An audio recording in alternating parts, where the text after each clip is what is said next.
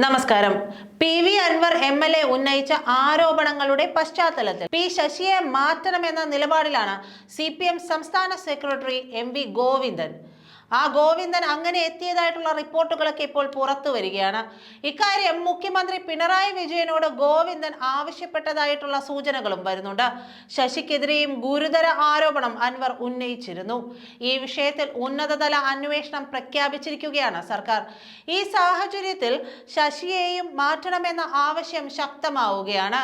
അന്വേഷണ സാഹചര്യത്തിൽ പോലീസിനെ നിയന്ത്രിക്കുന്ന പൊളിറ്റിക്കൽ സെക്രട്ടറി എന്ന പദവിയിൽ ശശി ഇരിക്കുന്നത് അന്വേഷണത്തിനെതിരെ പ്രതിപക്ഷ വിമർശനത്തിന് കാരണമാകും.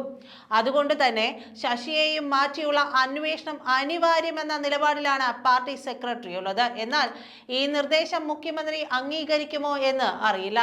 ശശിയെ നിയമിച്ചത് CPM സംസ്ഥാന സമിതിയാണ്.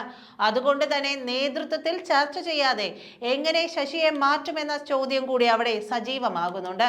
അതിനിടെ ശശിയുടെ ധിക്കാരവും അഹങ്കാരവും സഹിക്കാൻ കഴിയില്ലെന്ന ഇടതുപക്ഷവുമായി ചേർന്ന് നിൽക്കുന്ന കാരാട്ട് റസാഖ് കൂടി ആരോപിച്ചിട്ടുണ്ട്.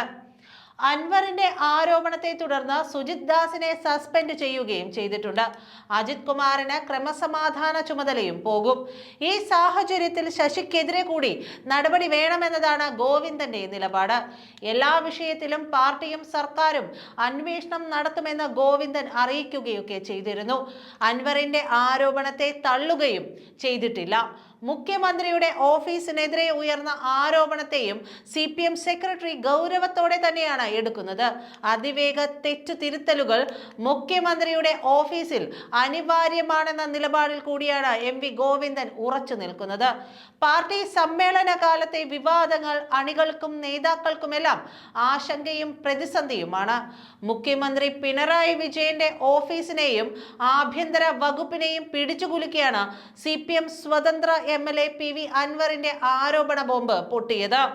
ക്രമസമാധാന ചുമതലയുള്ള ADGP MR അജിത് കുമാർ കരിപ്പൂരിലെ സ്വർണ്ണ കള്ളക്കടത്തുമായി ബന്ധപ്പെട്ട് ആളുകളെ കൊല്ലിച്ചിട്ടുണ്ടെന്നും ദാവൂദ് ഇബ്രാഹിമിനെ എന്ന കൊടും ക്രിമിനലാണ് അയാളെന്നും അൻവർ ആരോപിക്കുകയും ചെയ്തു.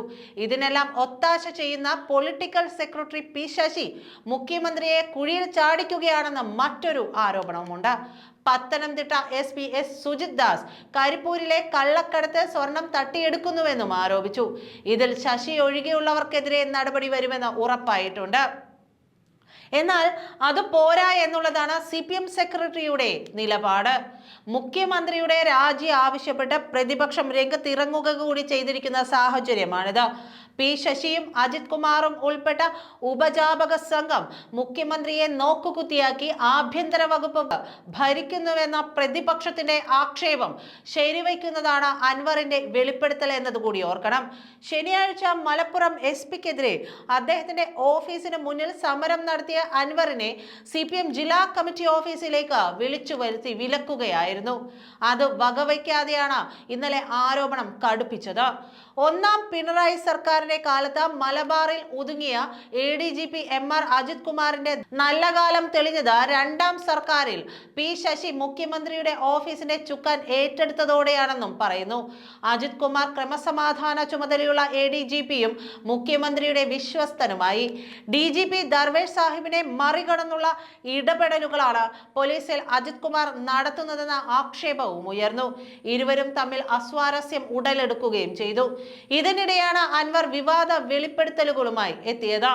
മുഖ്യമന്ത്രി വിശ്വസിച്ച് ഏൽപ്പിച്ച ഉത്തരവാദിത്തങ്ങളിൽ പി ശശി വീഴ്ച വരുത്തിയെന്നും മന്ത്രിമാരുടേതടക്കം ഫോണുകൾ അജിത് കുമാർ ചോർത്തുകയാണെന്നും അൻവർ ആരോപിച്ചിരുന്നു. പി ശശി ഇങ്ങനെ മുന്നോട്ട് പോയാൽ പാർട്ടി സംവിധാനങ്ങൾ മറുപടി പറയേണ്ടി വരുമെന്നും മുഖ്യമന്ത്രിയെ ഈ കൊലച്ചതിക്ക് വിട്ടുകൊടുക്കില്ലെന്നുകൂടി അൻവർ ആണയിട്ട് പറഞ്ഞു. MR അജിത് കുമാറിന്റെ പ്രവർത്തനം ദാവൂദ് ഇബ്രാഹിമിനെ കടത്തിവെട്ടുന്നതാണ്.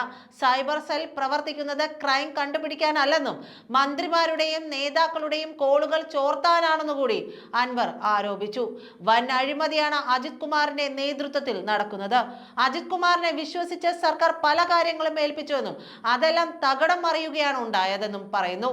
പോലീസിന്റെ സർക്കാർ വിരുദ്ധ പ്രവർത്തനങ്ങൾ തുറന്നുകാട്ടാനാണ് പത്തനംതിട്ട SP-യുടെ ഫോൺ ചോർത്തിയത്. ചെയ്ത് ഗതികേട് കൊണ്ടാണ് സർക്കാരിനെ ബോധ്യപ്പെടുത്താനായി ഇങ്ങനെ ചെയ്യേണ്ടി വന്നതെന്നും അതിൽ ജനങ്ങളോട് മാപ്പ് ചോദിക്കുന്നുവെന്നും അൻവർ വെളിപ്പെടുത്തിയിരുന്നു. നന്ദി.